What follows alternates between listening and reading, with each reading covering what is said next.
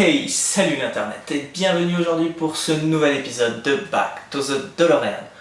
Aujourd'hui, on va s'attaquer au 15e numéro de construire sa DeLorean. Et vous savez quoi? J'ai hâte, tout simplement parce qu'on va enfin finir le châssis du véhicule. Par contre, il y a un mauvais côté là-dedans, c'est que ça va faire la 4e fois qu'on monte un pneu. Bref, passons tout de suite au magazine.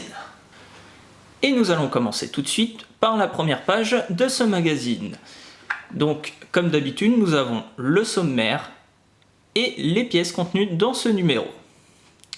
Sur la deuxième page de ce magazine, vous avez donc le début et la fin de la construction de la pièce contenue dans ce numéro. Sur la troisième page de ce magazine, donc, vous avez un petit article intitulé « Le journal de prod ».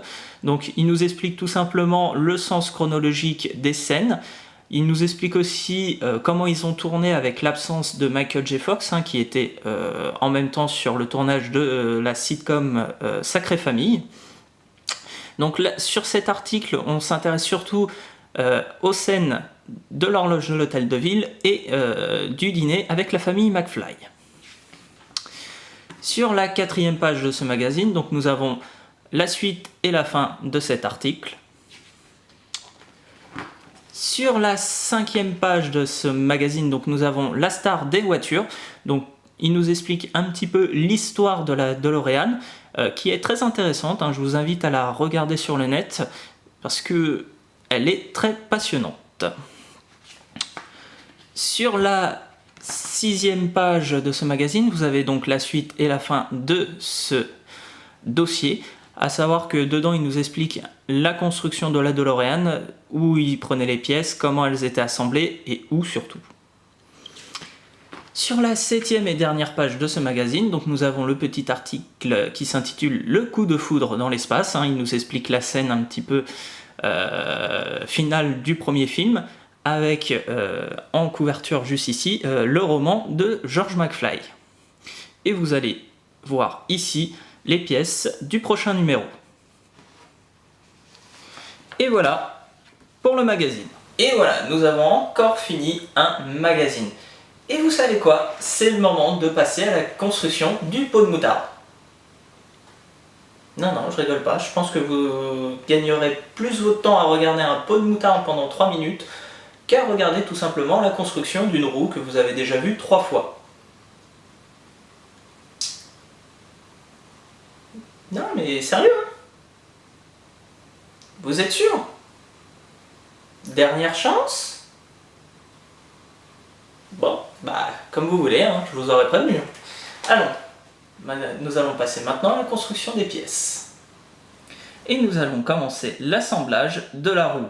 Pour cette première étape, vous aurez besoin de la jante ainsi que du pneu. Pour cette première étape, vous allez devoir placer votre jante sur le pneu comme ceci.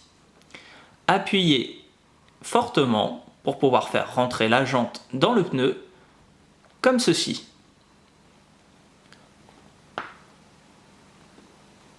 Et voilà le résultat.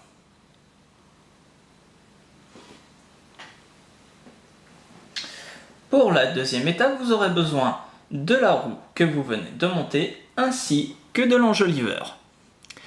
Placez votre enjoliveur de façon à ce que les trous se trouvant juste ici correspondent à ceux de votre jante. Faites attention que le petit R se retrouve vers vous. Placez la jante de cette manière, puis retournez-la.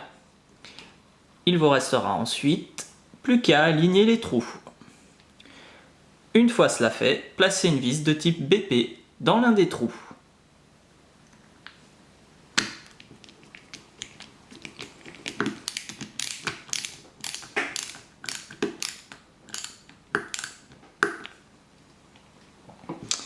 Recommencez l'opération avec une nouvelle vis.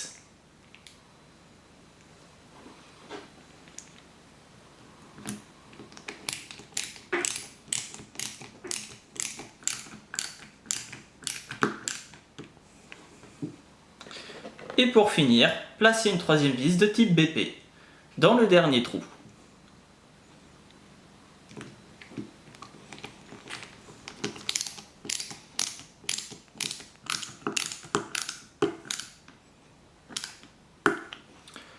Et voilà le résultat. Et nous allons maintenant fixer la roue sur le châssis. Pour la première et dernière étape, vous aurez besoin du châssis, du cabochon, de la rondelle, ainsi que de la roue que vous venez de monter. Pour la première étape, vous aurez besoin de placer la rondelle dans le petit trou se trouvant juste ici. N'hésitez pas à utiliser un tournevis pour la mettre bien droite. Une fois cela fait, prenez votre châssis et placez votre roue à l'intérieur.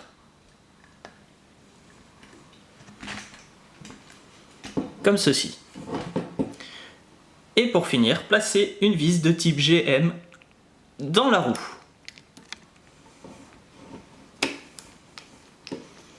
Puis serrez.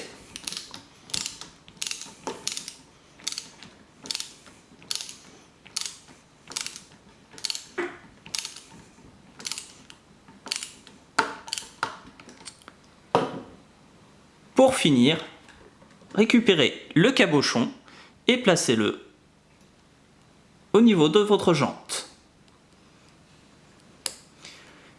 Puis appuyez légèrement. Et voilà le résultat.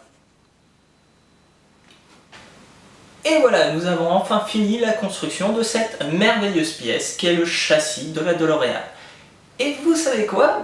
Je suis plutôt mitigé sur cette pièce. Déjà, par le fait qu'il y a eu pas mal de soucis avec l'épisode 12 et l'épisode 14.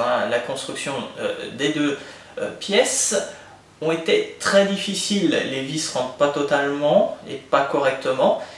Et avec le nouveau tournevis, j'ai pu rattraper certaines vis qui étaient un peu foirées. Donc bon, c'est pas totalement un échec, on va dire. Le deuxième point que je voulais aborder, point positif, c'est que je suis satisfait du châssis, tout simplement parce que c'est une pièce complète qu'on a totalement terminée. Je m'explique, pour moi, là le châssis n'a plus rien à rajouter dessus pour le moment. Alors bien évidemment, je sais qu'il y aura les pièces moteurs qui vont se rajouter ensuite dessus, voire peut-être même dans le prochain épisode. Je ne me suis pas spoilé, donc je ne sais pas.